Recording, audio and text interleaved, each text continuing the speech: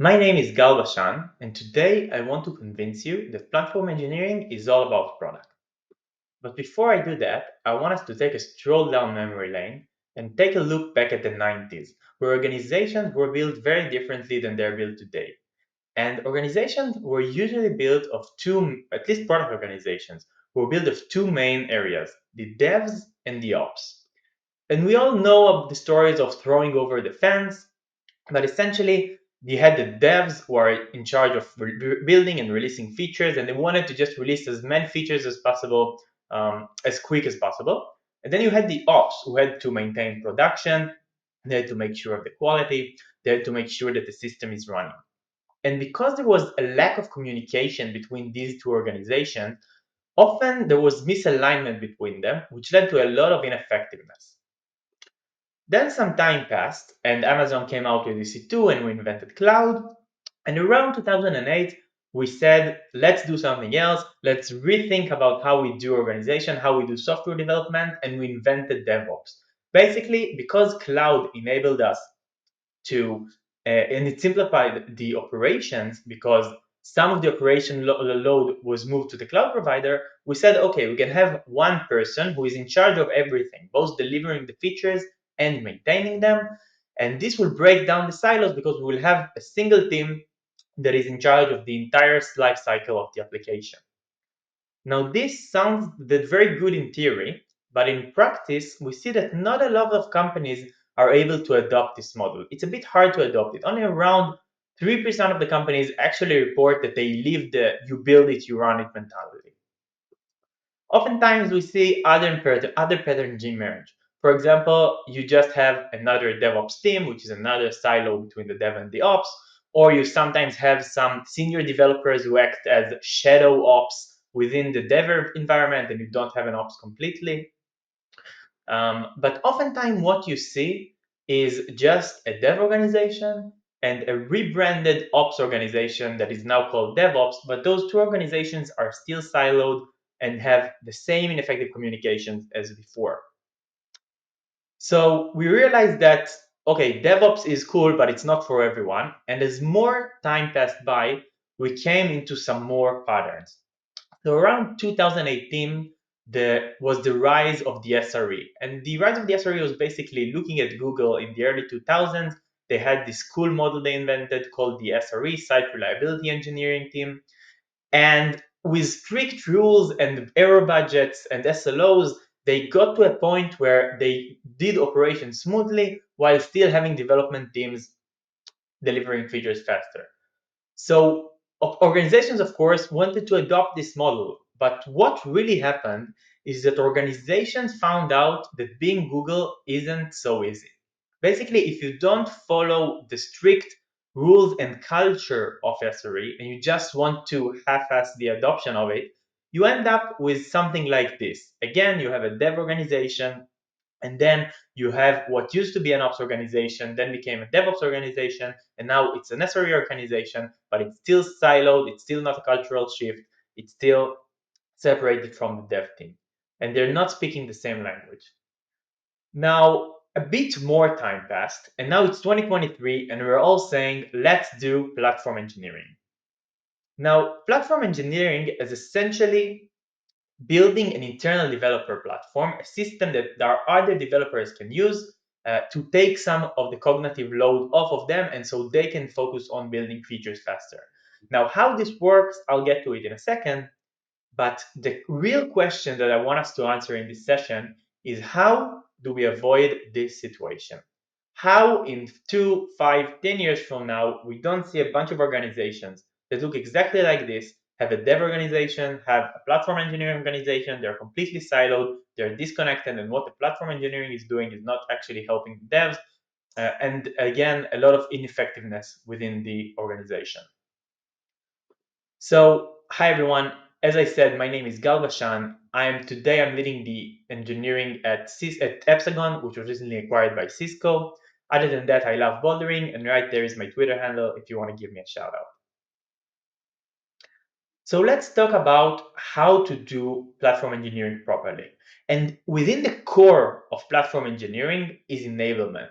Platform engineering is basically saying let's build something that will help our developers move faster. We want to give them golden paths. We want to give them paved roads so they can focus on the features that they're developing and keep their mind off the infrastructure around it or the uh, boilerplate around it.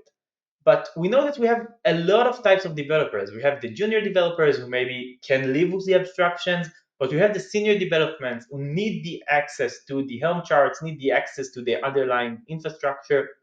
And the goal of a successful platform is to accommodate all of these engineers. All of the types of engineers should benefit and should be able to move quicker with the tools that the platform engineering organization provides them. Now let's talk about what a good platform needs. How do we measure a good IDP, an internal developer platform? So there are basically three aspects, right? You have the security, because the platform needs to help our developers to build more securely. Uh, we have the cost. The platform needs to help the developers reduce the cost of its application. If the developer doesn't always have to think about which EC2 instance to select, for example, because the platform can suggest something based on his workload, that will probably save our business some money. And the last thing, which is the hardest to quantify, because security you can measure by security incidents and with some compliance. Cost you can actually measure by how much the system costs. But developer experience, which is how easy it is for developers to develop, how fast they develop, how much they can use new technology and leverage it to move faster, that's kind of hard to measure. And the developer experience, there have been a lot of attempts to understand how to measure it in order to understand if your platform engineering organization is successful. So some organizations look at cycle time, which is how fast it takes from a feature to when you start developing it until it's live in production. Then you can look at MTTR, which is how fast you can resolve an issue, mean time to resolution. You can look at how often you release or how often you merge PRs into the code base. Another very useful way to measure your developer experience is actually attrition.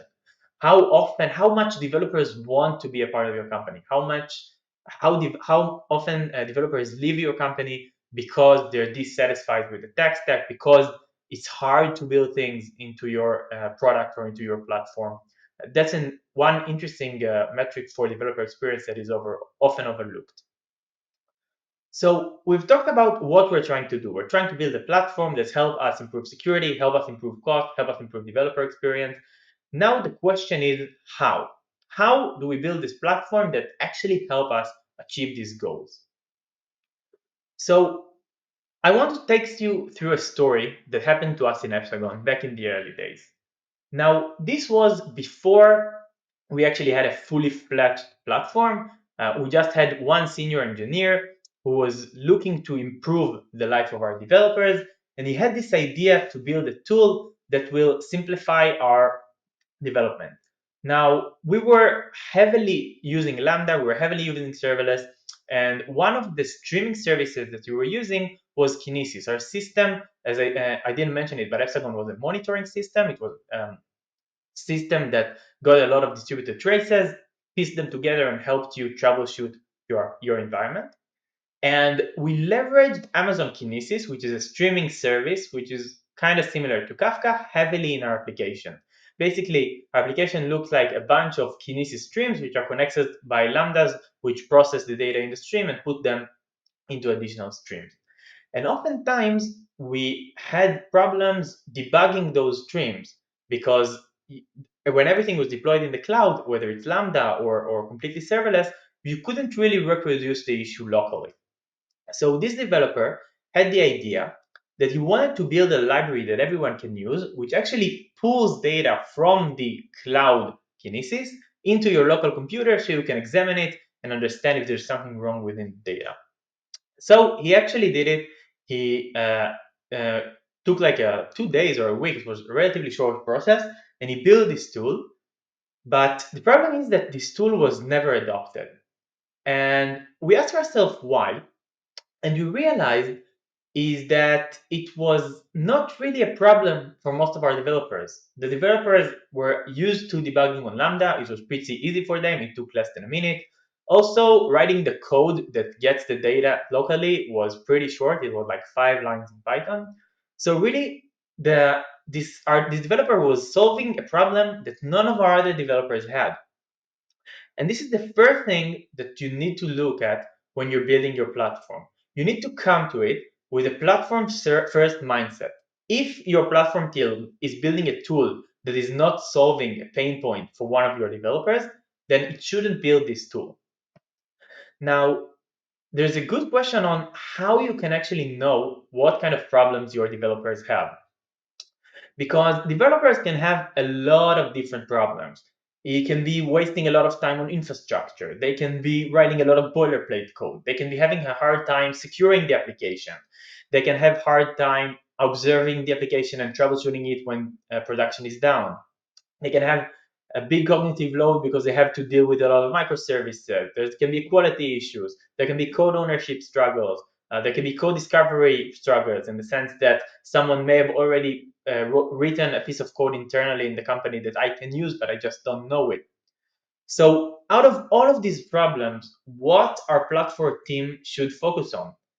And the answer is that our developers know what problems they have. And if our platform teams will go and ask our developers what is the biggest pain point, they probably get a clear answer.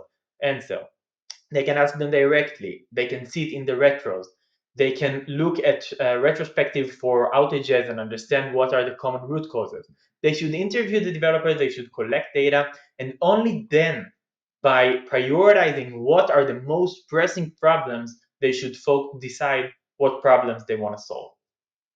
Now, let's assume that we've already selected the problems that we want to solve. Now, the question is, how do we solve them? Because as we all know, as engineers, sometimes knowing the problem it's not enough.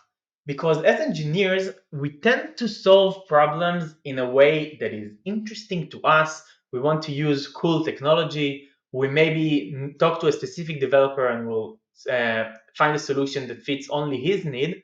Or, and this is the worst thing, if I fix the problem in a way that is actually helping me, but not the developer that I'm trying to help.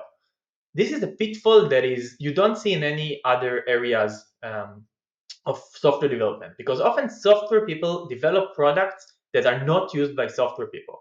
But when software people develop product for developers, sometimes they can go into the pitfall of solving the problem in a way that is useful for them, but not in a way that is useful for the users. For example, if you task a senior developer with solving a problem that is actually most common in the junior developers population in your organization, is probably going to come up with a solution that may be too hard for the junior developers to actually use.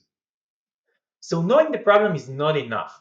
You have to still focus on the value that you're trying to provide when you're thinking of the solution. The solution has to fit the users exactly like the problem has to exist within the users.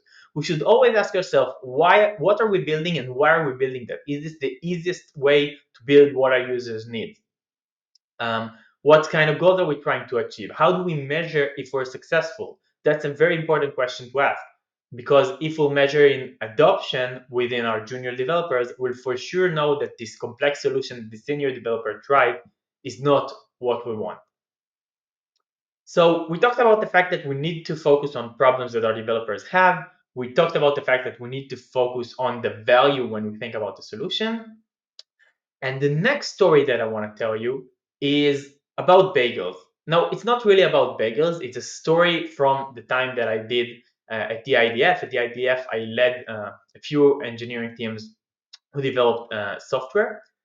Now, the product area that we worked on is classified. So instead of the product area, I'll just talk about as if the product area was bagels.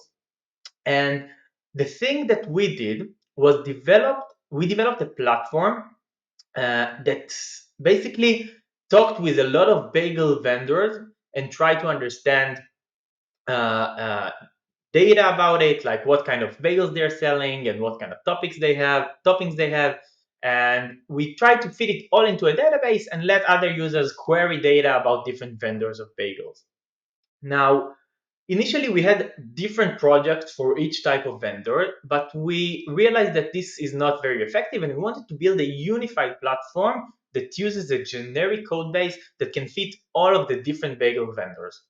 So what we did, we spent around 6 months investigating the specs and the details of how a bagel looks like, what it is made of, what kind of toppings it can have, what is valid, what is not valid. And we came up with a complete and perfect abstraction for a bagel that we can plug into every project, and every project can write it into the database, and then it's unified the way that we can read the database and give access to the data. So after the 6 months, we gave it to the first project. We were very excited, and it wasn't usable. They just didn't like it. It wasn't good for them. It wasn't a good fit. And what we learned here is that actually, when we're building a platform, even though it's a platform and not a product for outside users of the company, Agile is still valid. We can't sit in the lab and think about what we want to do for 6 months, um, try and build this gigantic code base only to release it to our internal developers in the company and understand that it is not usable, and they don't like it. We need to deliver quickly, we need to learn from what we delivered, and we need to iterate. So ask yourself, what from all of these solutions that we want to build should we build first? What is our MVP? How we can get our MVP as fast as possible to the developers to make sure that they really have this problem and that the solution is viable? How do we know along the way that we're on the right track? How do we along the way collect feedback to make sure that we're on the right track? So we need to make sure that the process in which we're building the platform is also helping us. So let's recap so far. So far, we talked about that in order to build a good internal developer platform, we need to validate the problem that we're trying to solve. We need to validate the solution, the way that we're solving the problem. We need to develop iteratively, get as small as MVP as possible, get it to the market, collect feedback, and iterate. And what we didn't cover, but we also need, is a go-to-market. How do we convince developers to use this new tool that we just created? Now, if you look at this list closely, you'll see that this is a very familiar job description. This is a job description of a product manager. This is exactly what a product manager does. A product manager takes a problem and thinks together with the team on a solution and on a plan to get it to market while iteratively validating it. So our platform, exactly like all of our other products, is a product. It's just an internal product that the users of this product are the developers in our company. And we must treat it like a product in order for it to be successful. Now, what's going to happen is that you're going to come out of this session very inspired to go to your head of product and demand that your platform team will get a product manager because it needs one. And you're probably going to hear one of those things. You're either going to hear that it's too expensive, or it's an internal platform and an engineering manager can do it, you don't need another product manager, or is going to tell you that developers know what developers want, a PM won't help here, and maybe he'll tell you that usage is mandatory. And these are all very bad excuses. And what I want to walk you through right now is why they're bad, and to help you remove them from the equation in order for you to get the product manager that you need in order to make your platform successful. So let's tackle the first one, cost. Believe me, it's much cheaper to hire one more product manager than have an entire platform engineering team or department work on something that no one is going to use ever.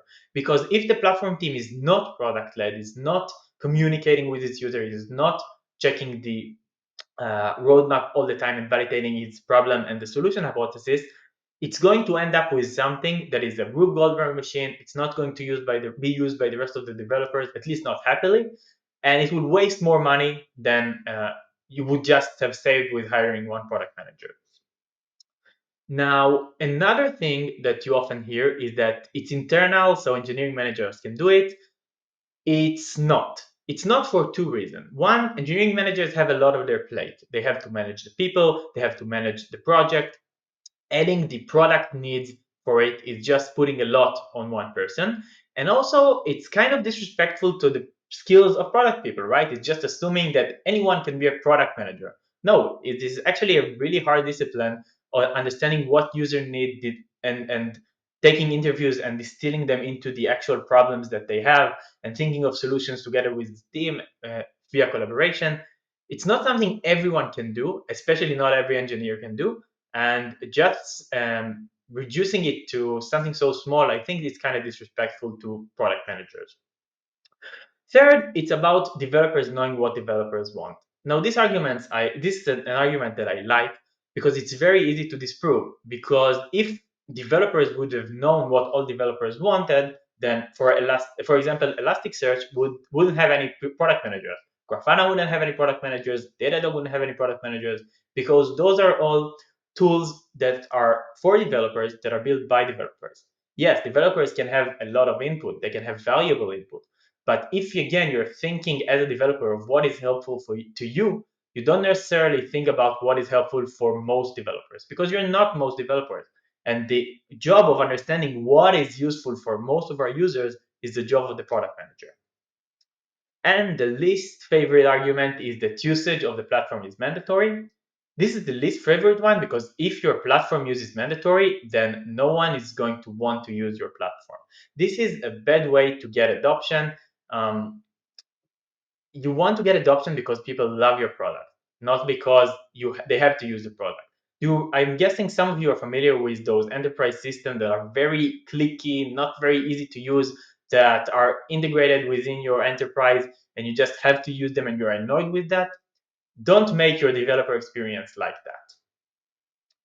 So the bottom line is that the internal developer platform, it's a product, and it should have a platform product manager who leads it, who leads the vision, and who knows how to help the rest of the developers in the company to build better software using this platform. Let's go over the takeaway. We talked about the fact that the IDP should enable our developer, it should help them move faster. We talked about the fact that in order to build an effective IDP, we need to come with a problem first mindset. We need to solve the problems that our developers actually have. Our developers know what problem they have. We just need to ask them, or we just need a product manager to ask them.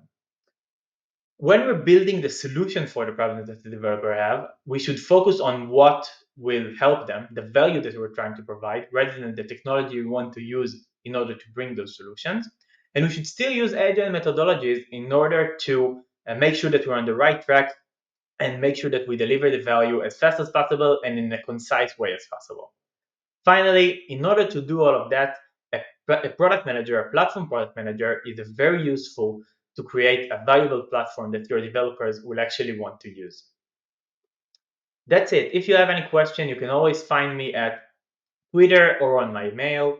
I hope this was informative, and I hope you all will use product methodologies when building your developer platform in order to make sure it is actually useful for your developers. Thank you.